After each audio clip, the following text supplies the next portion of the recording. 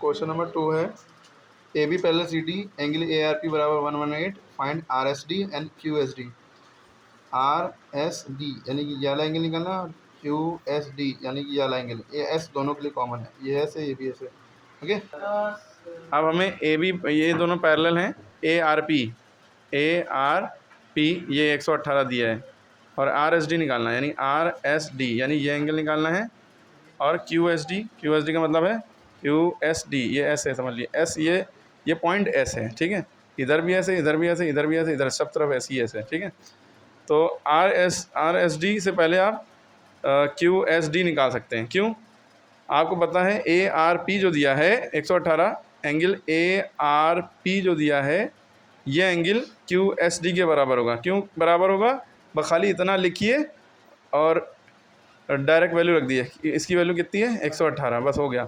बस यहाँ पे लिखना होगा आपको अल्टरनेट एक्सटीरियर एंगल। क्या लिखना होगा? किस लिए इक्वल है?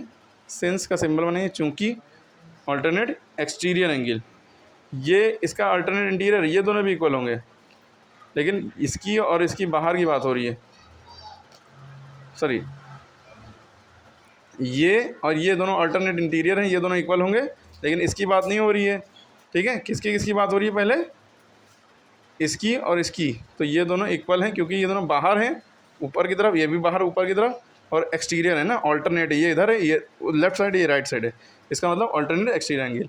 यहाँ पे जो एंगल दिया होता है वो इसके बराबर होता है, लेकिन यहाँ पे कुछ दिया नहीं है और याला भी पूछा है, तो ये कैसे करेंगे? बस ये जो है 180 में से इसको माइनस कर दिए, ये पता चल जाएगा, ठीक है। तो क्या पूछा है? क्यू एस और are S D angle, are S D की वैल्यू जो बताएंगे 180 माइनस 118, 62 आंसर आ जाएगा। क्यों ऐसा हुआ इसमें से? क्यों?